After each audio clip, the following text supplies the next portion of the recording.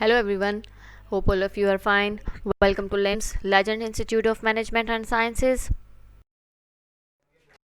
This is Sundas Khan, your lecturer for the course of Composition and Comprehension. This is our second lecture. In this lecture, we will study essay writing, how to write an essay. So the focus will be on the following that are present here. Means we will focus on power writing, origin of the word essay, what is an essay, parts of essay and types of essay. We will discuss all these in this lecture. मैंने आपको already बताया हुआ है कि आप लोगों ने एक पैराग्राफ को किस तरह से राइट करना है. मीन्स कि हम पैराग्राफ राइटिंग ऑलरेडी डिस्कस कर चुके हैं और उसके अंदर भी मैंने आपको राइटिंग स्टाइल बताया था. इस लेक्चर में हम ऐसे राइटिंग पे फोकस करेंगे और आपको जो राइटिंग स्टाइल मैंने इसमें बताना है ये भी सेम ही है, बस इसका नाम है और थोड़ी सी इसके अंदर चेंजेस हैं, वो हम लोग देखेंगे कौन कौन सी हैं. पावर राइटिंग है इसमें, और पावर राइटिंग को यूज़ करके हम क्या क्या चीज़ें राइट कर सकते हैं. ईमेल्स राइट कर सकते हैं, ऐसे राइट कर सकते हैं, लेटर्स राइट कर सकते हैं एंड इवन रिपोर्ट्स भी हम लोग पावर राइटिंग के ज़रिए राइट कर सकते हैं. Now we will move to step power writing में हमें पहले देखना होगा पावर किस किस चीज़ को रिप्रेजेंट कर रहा है. पावर में पी जो है वो प्रिपेयर को रिप्रेजेंट कर रहा है, ओ ऑर्गेनाइज को, डब्ल्यू राइट को, इवेलुएट ई एंड आर जो है वो रिव्यू को रिप्रेजेंट कर रहा है. अब हम देखेंगे कि जब भी हम लोगों ने कोई चीज़ राइट करनी होती है तो हमारा सबसे पहले जो फोकस होता है दैट इज़ ऑन प्रिपरेशन. हम उसको किस तरह से प्रिपेयर कर रहे हैं उस चीज़ को, जिस चीज़ को हम लोगों ने राइट करना है. The reason we often struggle to write is that we don't have enough ideas. Means के हमारे पास आइडिया ही नहीं होता कि हमने कौन सी डायरेक्शन में लिखना है और किस तरह से लिखना है और किस स्टाइल में लिखना है. पॉजिटिव पॉइंट्स बताने हैं, नेगेटिव पॉइंट्स बताने हैं, हमने पहले बैकग्राउंड बताना है, डेफिनेशन बतानी है, कोट लिखना है, हमें नहीं पता, हमारे पास इस चीज़ का आइडिया नहीं होता. तो प्रिपरेशन में या जो प्रिपेयर है इसके अंदर हम लोग यही चीज़ डिस्कस करते हैं. हम लोग अपने आप को तैयार करते हैं कि हम लोग किस तरह से राइटिंग जो है वो स्टार्ट करेंगे. अगर हम एक एस्से भी लिख रहे हैं तो हमने उसकी प्रिपरेशन करनी है कि हम लोग किस तरह से एस्से जो है वो लिखना स्टार्ट करेंगे. तो प्रिपरेशन में सबसे पहले हम लोग जो है वो गुड पॉइंट्स कलेक्ट करेंगे, जिस तरह कि मैंने आपको ब्रेनस्टॉर्मिंग का बताया था. जैसे ही आपके पास एक आइडिया आ जाएगा, आपको एक टॉपिक दिया जाएगा तो आपका ब्रेन ऑटोमेटिकली काम करना स्टार्ट कर देगा. अब आपके पास जब पॉइंट्स आ रहे हैं वेदर गुड और बैड, आप उन तमाम पॉइंट्स को नोट डाउन करेंगे.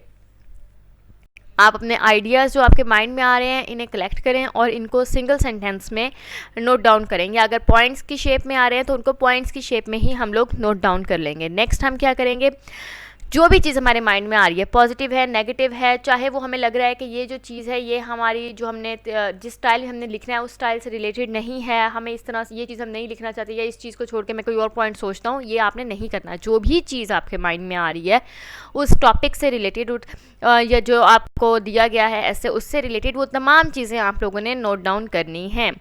अच्छा, नेक्स्ट है डोंट लीव आउट और डिस्कार्ड एनीथिंग. मीन्स कि वही चीज़ है कि कोई भी पॉइंट आपने मिस नहीं करना है या कोई भी पॉइंट आपने ये नहीं सोचना कि ये जो है ये इंपॉर्टेंट नहीं है, इसको हम छोड़ देते हैं, इसकी जगह हम कोई और सोचते हैं जो ज़्यादा इंपॉर्टेंट हो, जो ज़्यादा रेलिवेंट हो मेरे टॉपिक के साथ. आप ऐसा नहीं करेंगे. जो भी चीज़ आपके माइंड में आ रही है आपने वो तमाम चीज़ें राइट डाउन करनी है. नेक्स्ट ये है कि ऑर्गेनाइज करने, अभी आप लोगों ने जो फोकस करना है वो आपने अपने आइडियाज़ को पेपर पे उतारने पे हमारा फोकस होगा. ऑर्गेनाइजेशन में हमारा फोकस नहीं होगा कि हम लोग ऑर्गेनाइज करें, पहले डेफिनेशन आएगी या बैकग्राउंड आएगा या पहले हम लोग क्वेश्चन पूछेंगे.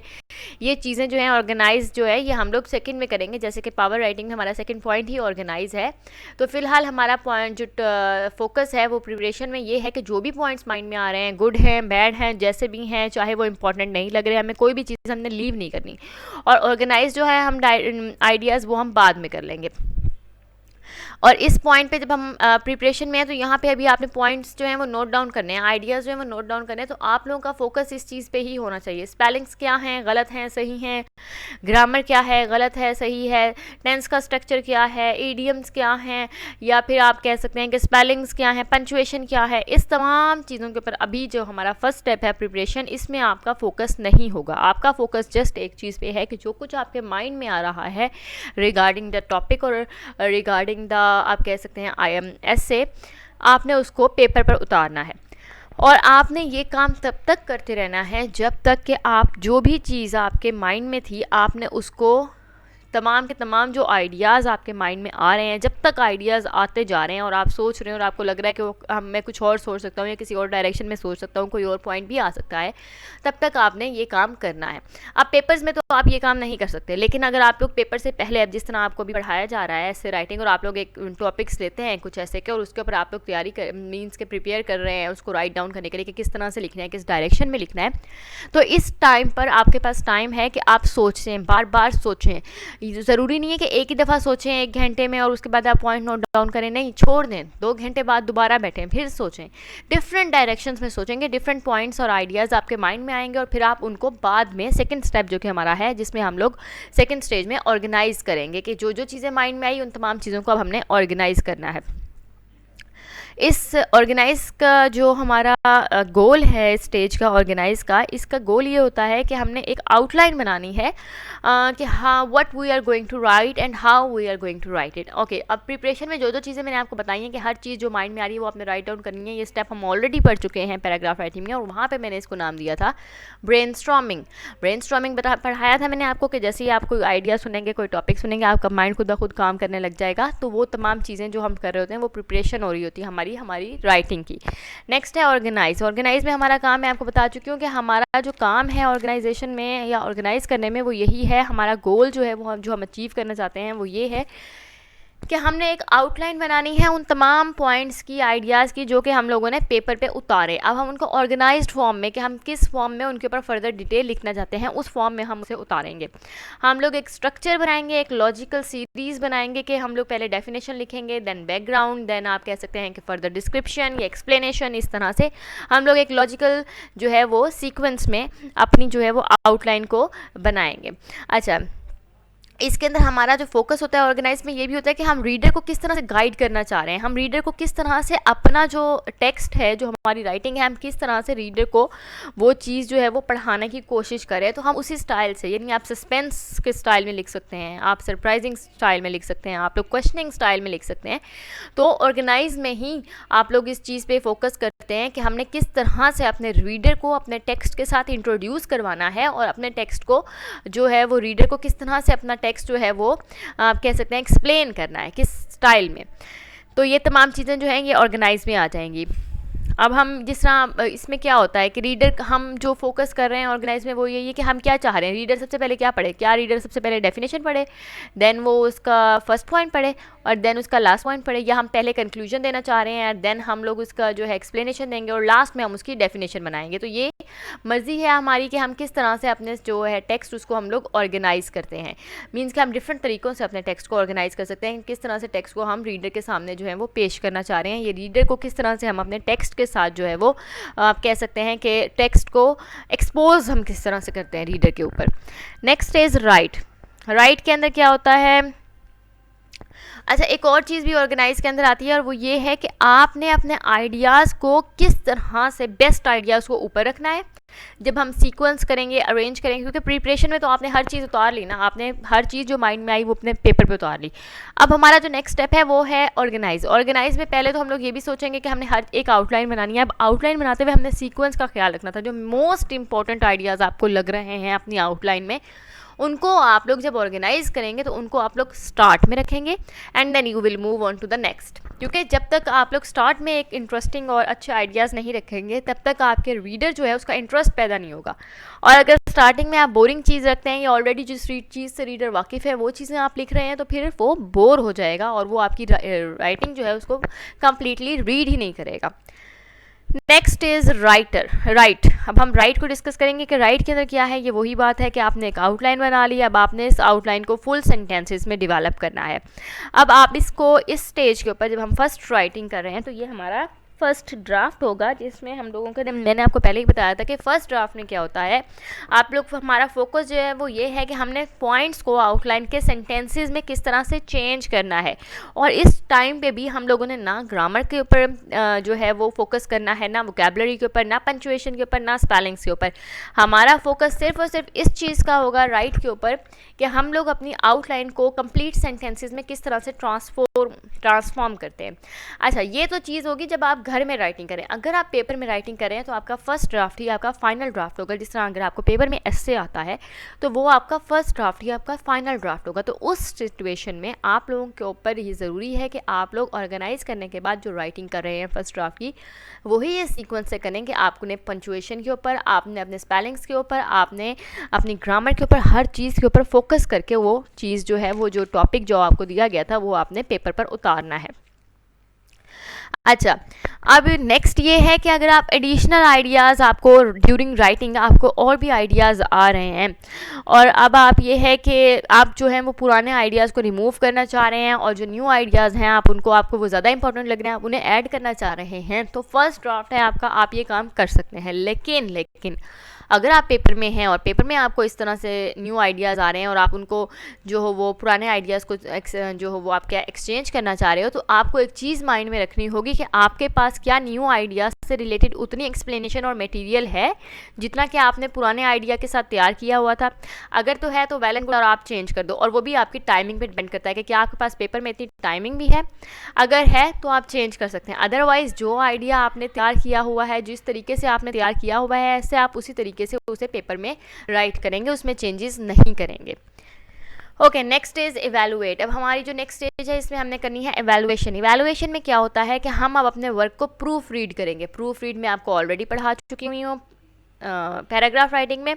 इसमें हमने 4 चीज़ों के ऊपर फोकस करना है, that is vocabulary, that is spellings, punctuation and grammar. इसमें क्या होगा कि हम लोग जो हैं वो हम देखेंगे कि क्या जो हम लोगों ने वोकैबुलरी में जो वर्ड्स हमने यूज़ किए हैं अपने आइडियाज़ को एक्सप्रेस करने के लिए, क्या वो ठीक वर्ड्स हैं, क्या हम इससे अच्छा वर्ड इस्तेमाल नहीं कर सकते। Next is grammar. आपको पता है tenses are the most important, आपने टेंसेस पे फोकस करना है कि आप लोग टेंसेस ठीक यूज़ कर रहे हैं और ठीक जगह पे यूज़ कर रहे हैं। स्पेलिंग्स, अगर आपने बहुत अच्छा आइडिया लिखा हुआ है, बहुत अच्छे तरीके से एक्सप्लेनेशन ली हुई है, आप लोगों की ग्रामर भी ठीक है, लेकिन अगर आपके स्पेलिंग्स गलत हैं तो बेटा आप लोगों का इंप्रेशन एकदम डाउन हो जाता है। तो आपने स्पेलिंग्स के ऊपर ही खास फोकस करना है, और आप लोगों के स्पेलिंग्स वीक हैं तो जब भी कोई चीज़ आप तैयार कर रहे हैं तो आप उसके स्पेलिंग्स भी साथ ही तैयार करेंगे। Next is punctuation. पंचुएशन बहुत इंपॉर्टेंट है क्योंकि इससे आपके एक्सप्रेशंस, आपकी थॉट्स जो हैं वो कम्प्लीटली जो हैं वो आपके रीडर तक पहुंचती हैं। अगर आप क्वेश्चन पूछ रहे हैं तो उसके आगे क्वेश्चन मार्क जो है वो नेसेसरी है। अगर आप कोई जो है सडन इमोशंस, आप इमोशंस जो हैं वो शो कर रहे हैं, अपनी एक्साइटमेंट शो कर रहे हैं, तो एक्सक्लेमेशन मार्क्स जो हैं वो दे आर नेसेसरी। तो आपने इन चीज़ों पे बहुत ज़्यादा फोकस करना है कि आपने पंचुएशन मार्क्स को राइट तरीके से राइट जगह पे पुट करना है। Next is review. इसमें हम लोग रिव्यू करेंगे। रिव्यू में क्या होता है, हम दोबारा अपने वर्क को दोबारा से रीड करते हैं, हम इसे फाइनल टच देते हैं। हम जो जो चेंजेस इसमें करना चाहते हैं वो हम लोग इवैल्यूएशन के बाद कर चुके होते हैं। इसमें क्या होता है, अब राइटर की ये इंटेंशन होती है चेक करना रिव्यू के अंदर कि वो जो आपकी राइटिंग है इसका क्या इफ़ेक्ट आ रहा है आपके रीडर के ऊपर। तो आप लोग अपनी राइटिंग को लाउडली रीड कर सकते हैं और चेक कर सकते हैं कि जब ये कोई सुनता है या जब आपके कान में आपकी आवाज़ आती है तो किस किस्म का इम्पैक्ट पड़ता है आपके सेंटेंसेस का आपके ऊपर। या फिर आप क्या कर सकते हैं, आप जो हैं अपने इसी सेंटेंसेस को दे सकते हैं अपने किसी भी टीचर को, किसी भी फ्रेंड को, किसी भी सिबलिंग्स को, मतलब सिबलिंग को, कज़न को, किसी को हुएवर इट इज़, कि वो रीड करे और रीड करके आपको बताए कि इसके अंदर कौन सी फर्दर चेंजेस की ज़रूरत है, और अगर है तो कौन कौन सी, अगर नहीं है तो वेल एंड गुड। तो मीन्स कि ये तमाम चीज़ें हमने पैराग्राफ राइटिंग में भी डिस्कस की थी, लेकिन मैंने अगेन ऐसे राइटिंग से पहले आपको रिवाइज करवा दिया है कि पावर राइटिंग क्या होती है और पावर राइटिंग किस लिए इस्तेमाल की जाती है। पावर राइटिंग हम लोग यूज़ करते हैं जब भी हमने कोई चीज़ क्रिएटिव लिखनी होती है, मतलब ऐसे लिख लिया, ईमेल लिख ली, लेटर लिख ली, रिपोर्ट राइटिंग, तो हम लोग इस चीज़ के लिए पावर राइटिंग को यूज़ करते हैं। और पावर राइटिंग के अंदर कौन कौन सी चीज़ें हैं और उनका फर्दर क्या यूज़ है वो भी हमने एक्सप्लेन कर दिया है।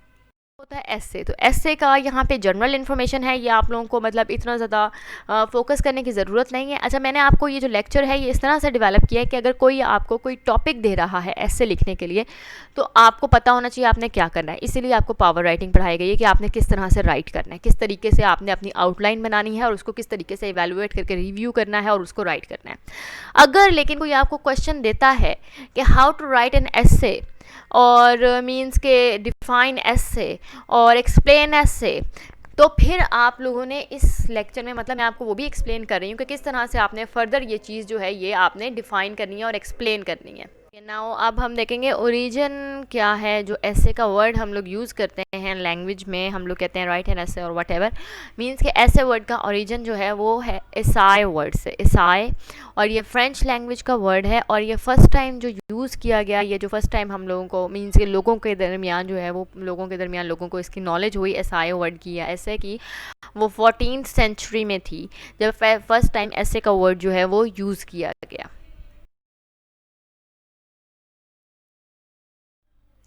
अच्छा, अब डिफरेंट डेफिनेशंस दी गई हैं ऐसे से रिगार्डिंग। आप लोगों को कोई भी 2-3 डेफिनेशंस जो हैं वो तैयार कर सकते हैं।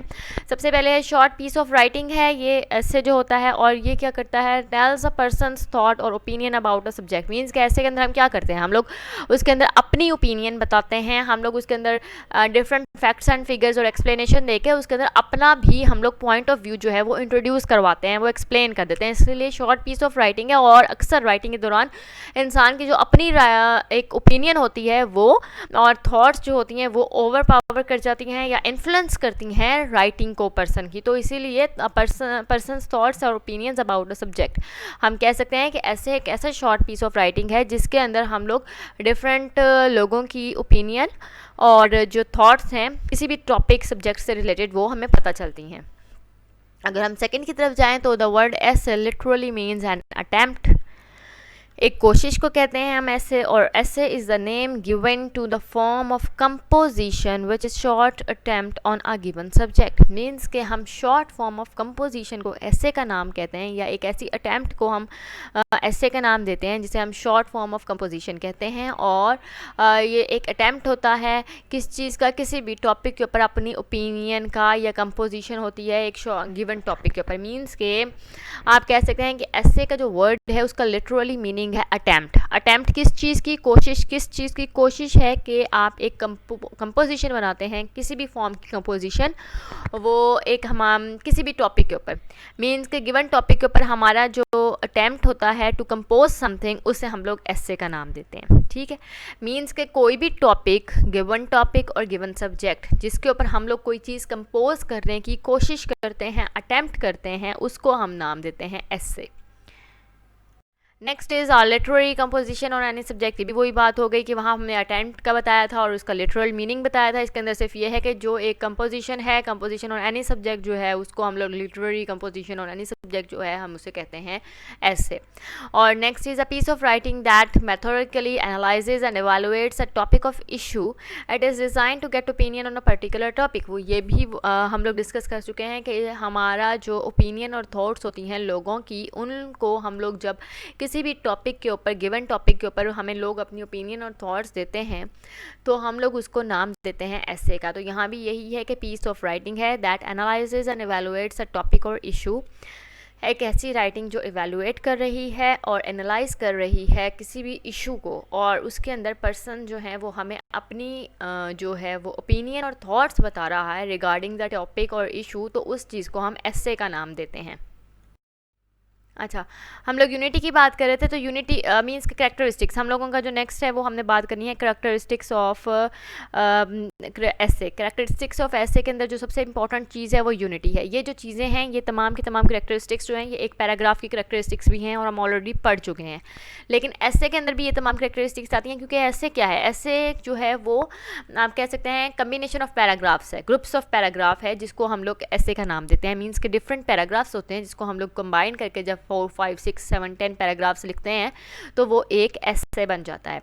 अब यूनिटी के ऊपर हमारा फोकस है। यूनिटी की जो होती है हर चीज़, मीन्स के तमाम सेंटेंसेस जो हैं वो एक दूसरे के साथ लिंक्ड हैं, तमाम पैराग्राफ्स जो हैं वो एक दूसरे के साथ लिंक्ड हैं। ये नहीं कि हम लोग पहले एक बात कर रहे हैं देन हम लोग उसके बिल्कुल ऑपोजिट बात कर रहे हैं, या हम एक टॉपिक डिस्कस कर रहे हैं, फॉर एग्जाम्पल हम डिजीज़ डिस्कस कर रहे हैं देन हम फ्रूट्स और वेजिटेबल्स डिस्कस करना स्टार्ट कर दें, तो इस तरह से नहीं होगा। आपने यूनिटी में लिखना है, तमाम सेंटेंसेस एक दूसरे के साथ लिंक्ड होने चाहिए, एक दूसरे को सपोर्ट कर रहे हो, एक दूसरे की तरफ आप कह सकते हैं मैं फर्दर इशारा दे रही हूँ कि अब नेक्स्ट ये होना चाहिए, अब नेक्स्ट ये होना चाहिए। यूनिटी आप लोग देखें, सबसे पहले इंपॉर्टेंट चीज़ है जो ऐसे के अंदर वो यूनिटी है। देन ऑर्डर, ऑर्डर भी इंपॉर्टेंट है। मीन्स कि आपने जिस तरह मैंने आपको बताया था, ऑर्गेनाइज में आप लोगों ने फोकस करना है कि आपने कौन से स्टाइल से अपनी राइटिंग को रीडर के सामने इंट्रोड्यूस करना है, एक्सपोज करना है। तो ऑर्डर के अंदर वही चीज़ आ जाएगी कि आप किस तरह से अपनी राइटिंग को जो है वो एक्सपोज कर रहे हैं अपने रीडर के साथ, या आप किस तरह से चाह रहे हो कि एक रीडर आपकी राइटिंग को रीड करे। पहले क्या होना चाहिए, देन बाद में क्या होना चाहिए। मीन्स पहले डेफिनेशन होनी चाहिए, देन एक्सप्लेनेशन, और देन बैकग्राउंड, या पहले बैकग्राउंड देन एक्सप्लेनेशन और देन डेफिनेशन, और means whatever order you are trying to take, जो भी ऑर्डर है जिसके अंदर आप राइट करना चाह रहे हो, कौन सा ऑर्डर है, आप किस तरह से उसे फॉलो करते हो।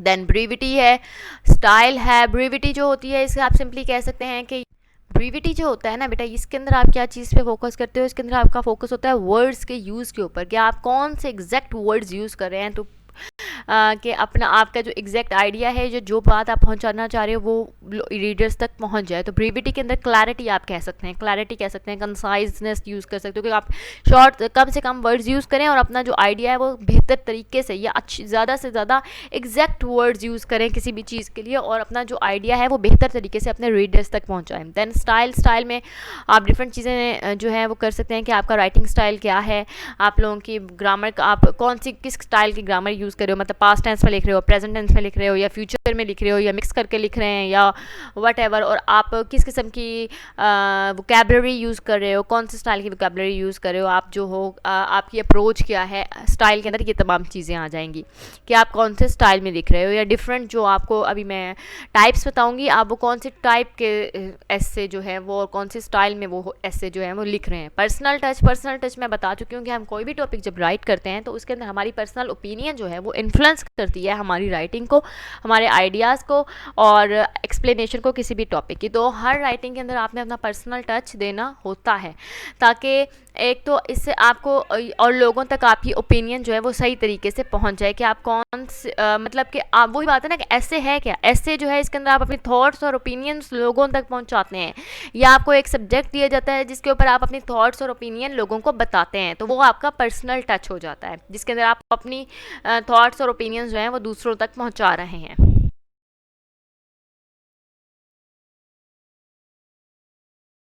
ओके अब है 5 यूनिट्स ऑफ ऐसे। यूनिट्स ऑफ ऐसे में क्या है, सबसे पहले इंट्रोडक्शन। इंट्रोडक्शन में क्या होता है, इसके अंदर आप लोग अपनी जो ऐसे है उसको इंट्रोड्यूस करवाते हो।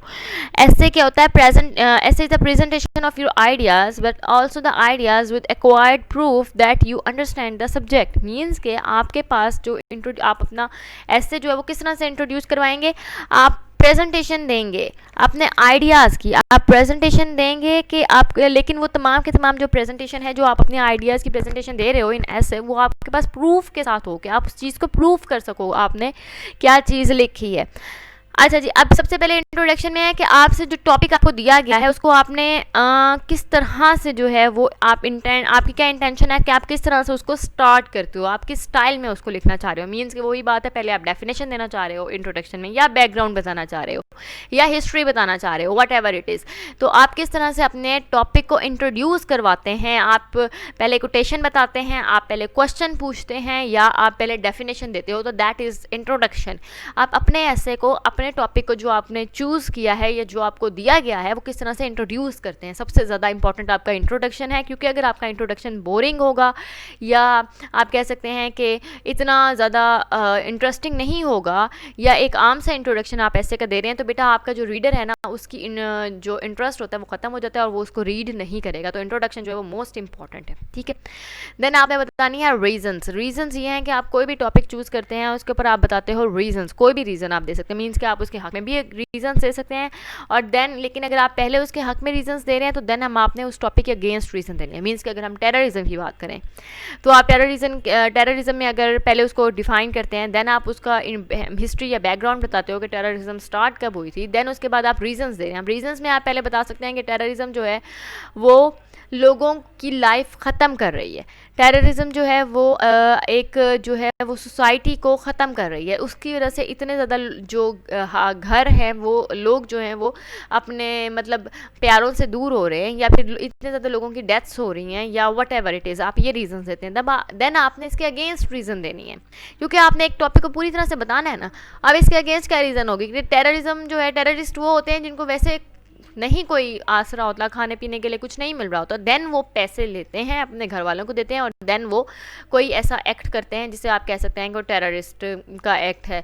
मींस कि अगर वो या फिर आप जिस तरह हम कह रहे हैं कि जिस तरह कहा गया है कि अक्सर जो लोग हैं वो बच्चों को कुछ पैसे देके और उनसे जो है वो बॉम्ब जो है वो करवाते हैं एक्सप्लोड, तो हम कह सकते हैं कि ये भी तो है ना, अगर आप तमाम लोगों को एम्प्लॉयमेंट दें, तमाम लोगों को अगर आप रोज़गार फ्राहम कर दें, तो इस तरह के जो एक्ट्स हैं वो ख़त्म हो जाएंगे। मीन्स कि आपने रीजंस देनी है ना, what ever topic it is, आपने उसके हक में और उसके अगेंस्ट दोनों जगह पे रीजंस देनी है।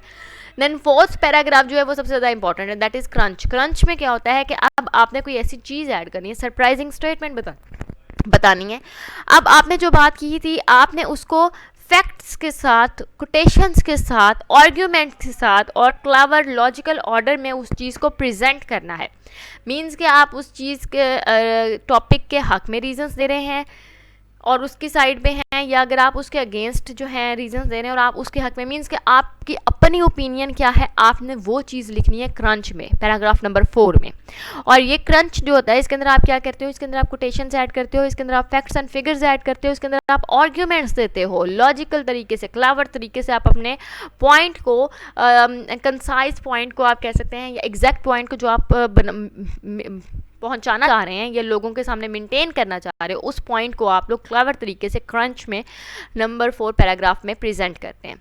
Last is conclusion. कंक्लूजन का आप लोगों को पता ही है, इसके अंदर आप सब कुछ ऐड करते हैं, आप लोग जो हो सम अप करते हो अपनी राइटिंग को, तमाम चीज़ों को आप जो है इसके अंदर जो है रिजल्ट बताते हैं। कंक्लूजन के अंदर हम क्या करते हैं, तमाम जो हमने ऊपर राइटिंग की है उसका रिजल्ट बताएंगे हम लोग। कंक्लूजन के अंदर ऊपर जो हमने फैक्ट्स एंड फिगर्स दिए हैं, जो जो चीज़ें हमने ऊपर बातें की हैं इन ऊपर वाले पैराग्राफ्स में, इन तमाम चीज़ों का एक समअप, एक टोटल एंड या आप खुलासा कह सकते हैं, उन तमाम चीज़ों का खुलासा या वट एवर मीन्स कि आप कह सकते हैं रिजल्ट जो है वो आप कंक्लूजन के पैराग्राफ में देंगे, जिसके अंदर आप जो है वो तमाम बातें जो हैं वो दोबारा एक कंसाइज स्टाइल में एक्सप्लेन करेंगे, बताएंगे।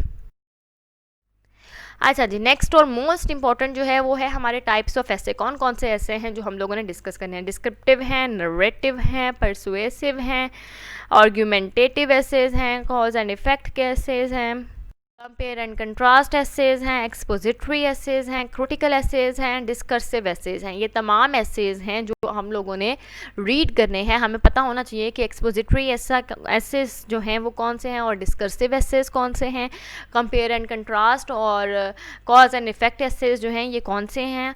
आपने ये तमाम चीज़ें हम जो हैं ये डिस्कस करेंगे। ये तमाम जो उनसे टाइप्स ऑफ एसेज हैं और how to start your essay, ये हम अपने नेक्स्ट लेक्चर में डिस्कस करेंगे। फिलहाल आपने जो जो चीज़ें पढ़ी हैं, I hope each and everything is clear. If you have any questions you can ask me. Thank you.